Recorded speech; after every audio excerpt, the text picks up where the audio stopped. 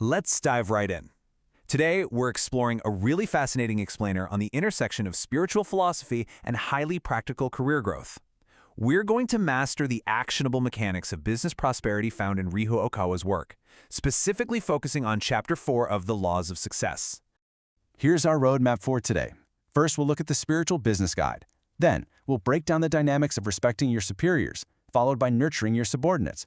After that, we'll hit the 10 times salary mindset, and finally, wrap it all up with realizing true success. Starting off with Section 1, the Spiritual Business Guide, Turning Hopes into Reality. The overarching premise here is that true success absolutely requires balancing our lofty spiritual hopes with the very real, concrete dynamics of the workplace. You can see the global scale of Okawa's framework just by comparing the English and Japanese covers. The English version proudly boasts over 100 million books sold worldwide, which is a massive footprint. But if you look closely at the gold crest on the Japanese edition, you'll actually spot very specific practical goals written in English, like how to be successful at work. So it's not just high-level theory, it's a literal, practical manual for your day-to-day. So, how exactly do we succeed at work? Chapter 4 boils business success down to 3 distinct operational directions. Step 1, you look upward by respecting superiors. Step 2, you reach downward by loving and nurturing subordinates. And Step 3, you focus inward by polishing your own talents with a grand mindset. Together, these form a complete, holistic operating system. Let's move to Section 2, respecting your superiors, or the upward dynamic. Now, respecting your superiors isn't about mere obedience, and it's definitely not about being a yes man. It's actually a strategic and spiritual requirement for maintaining intentional harmony within a business structure. Think of an organization like a giant ecosystem.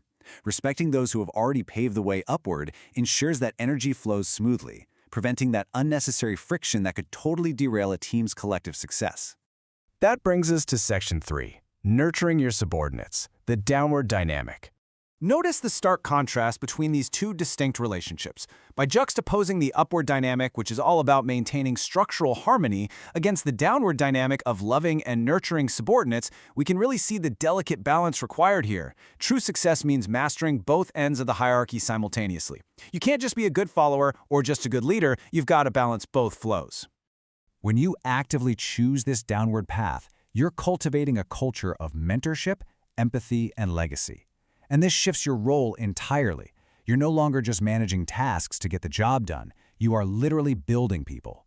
In business, elevating others is by far the most sustainable way to build a powerful foundation for your own continued success. All right, moving into Section 4, the 10 times salary mindset, the internal dynamic. So ask yourself this: how much is your work actually worth? Before we unpack the real climax of this framework, I want you to genuinely challenge your current work ethic and your baseline assumptions about compensation. We usually think of value as this simple one-to-one exchange, right? Like, I do $1 worth of work for $1 worth of pay. But Okawa's philosophy completely flips that logic on its head. The core of this internal dynamic is an incredibly ambitious mandate, polishing your talents with the explicit mindset of producing work that is worth 10 times your salary. Think about that for a second. 10 times. Now, to be clear, it's not about working 100 hours a week and burning yourself out. It's about vastly scaling the quality, the efficiency, and the overall impact of your daily output. Achieving that massive 10x output requires what Okawa calls the grand mindset. This is absolutely not about giving your company free labor. Instead, it's adopting a fundamentally larger perspective where you invest in massive value creation and personal growth, rather than just merely fulfilling a quota. The crucial takeaway here? You're using the workplace as your own personal training ground. Working at a 10x level permanently increases your intrinsic value, no matter where your career eventually takes you. And that leads us to Section 5, realizing true success, the holistic approach.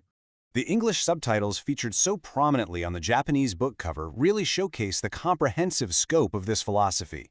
When you respect your superiors to create harmony, when you love your subordinates to build a legacy, and when you work with that relentless 10x internal standard, you aren't just doing your job. You are checking off every single one of these requirements, mastering absolutely every facet of modern business.